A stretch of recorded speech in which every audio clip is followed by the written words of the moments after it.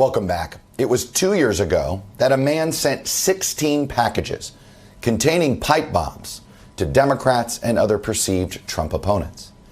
In October, the FBI arrested 13 people in a connection with a plot to kidnap Michigan's Democratic governor, Gretchen Whitmer. Virginia's governor was also on the kidnapping list. And throughout the Trump presidency, journalists have been routinely threatened by Trump supporters. Sadly, I can attest to that on a near weekly basis. In the wake of Wednesday's events, it's fair to ask why so many people remain silent about the obvious threat President Trump's incendiary rhetoric posed. So joining me now is Republican Senator Pat Toomey of Pennsylvania. Senator Toomey, thank you for joining us. It's been a rough week. Welcome back to Meet the Press. Yeah. Let me start with this. There's calls for resignation, impeachment, removal by way of the 25th Amendment. You yourself said he's committed impeachable offenses. In your view, what is the most appropriate way for Donald Trump to exit office? Well, I think the best way for our country, Chuck, is for the president to resign and go away as soon as possible. I acknowledge that may not be likely, but I think that would be best. It does not look as though there is the will or the consensus to exercise the 25th Amendment option. And I don't think there's time to do an impeachment. There's 10 days left before the president leaves anyway. I think the best thing would be a resignation. The issue of impeachment. You have said he committed impeachable offenses, and there's clearly the timing issue. But one of the goals, one of the penalties that come with impeachment, this is almost as much about removing him from current office, but it would prevent him from ever holding federal office again, assuming a majority Senate vote, if he's convicted, would also then do that. Should that be the goal? How to make sure this man never holds federal office ever again in that because of what he did on Wednesday?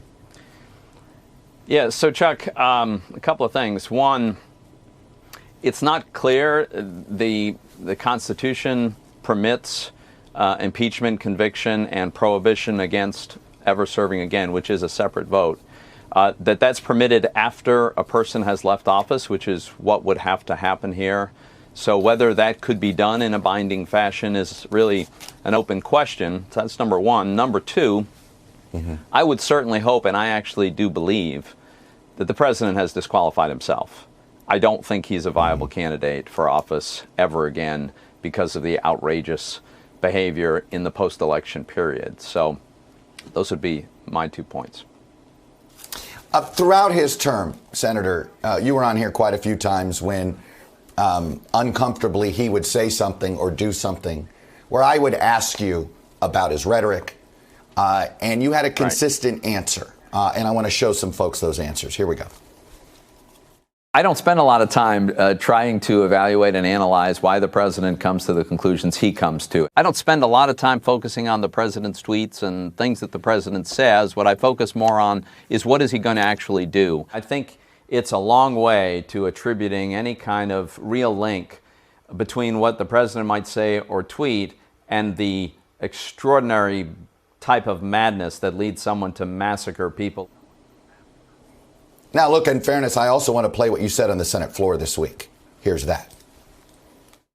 We witnessed today the damage that can result when men in power and responsibility refuse to acknowledge the truth. We saw bloodshed because the demagogue chose to spread falsehoods and sow distrust of his own fellow Americans. Senator, you know the question that's coming, and I'm sure you've heard it from a lot of people. Do you regret not speaking out sooner? And did you underestimate the threat of his rhetoric? Chuck, I think it's important to make a distinction between the president's behavior prior to the election and his behavior after the election. For years, and said ridiculous things. He lied frequently. Many objectionable things. If they were sufficiently objectionable, I did publicly weigh in, and I did many, many times. But he tweeted hundreds of times a day, many days, and I still don't think that I should have gone back and attempted to be his Twitter editor. After the election, he took this to an entire different place, orders of magnitude different. Look, I mean, come on. recruiting thousands of Americans from around the country to descend on the Capitol, promising a wild ride and inciting them to attack the Capitol building so as to prevent the constitutional responsibility of the Vice President and the Congress to complete the peaceful transfer of power after an election, also that he could try to stay in office. That is wildly beyond anything that any of us, certainly that I ever contemplated, and anything that he did before. I don't think that this unbelievable behavior of Wednesday, for instance, could have been reasonably expected. Well, you say that, and with all due respect, an entire primary campaign was waged against him in 2016, where some of the very people that support this president still, like Ted Cruz, called him a pathological liar, worried that his rhetoric was going to go in another, and many people didn't believe it. You yourself explained to me you didn't really believe this was going to go there, and I guess a lot of other folks go, why? How did you miss it? Well, how did half of America miss it, or more than half America? I'm quite sure that many Democrats that voted for Joe Biden didn't expect that this was going to happen, Chuck. And it's because the president spiraled down into a kind of madness that was different. I'm sorry if people don't acknowledge that. I think what he did this past week is wildly different from the offensive tweets that were common during his presidency. And I don't think that those tweets clearly indicated that this was coming. What kind of responsibility do you hold Senators Hawley and Cruz for what happened on Wednesday? Look, I think what they're going to have a lot of soul searching to do, and the problem is they were complicit in the big lie, this lie that Donald Trump won the election in a landslide and it was all stolen. They compounded that with this notion that somehow this could all be reversed in the final moments of the congressional proceedings. So that's going to haunt them for a very long time. I know you are you are not crazy about what you might consider overreach. Would it be overreach to kick either man out of the Senate? I think so. I think they're going to pay a very heavy price. What they did was, it was technically permissible under Senate rules. Their voters will decide whether they get another term, and they're both young enough men that I'm sure they would certainly like to do that.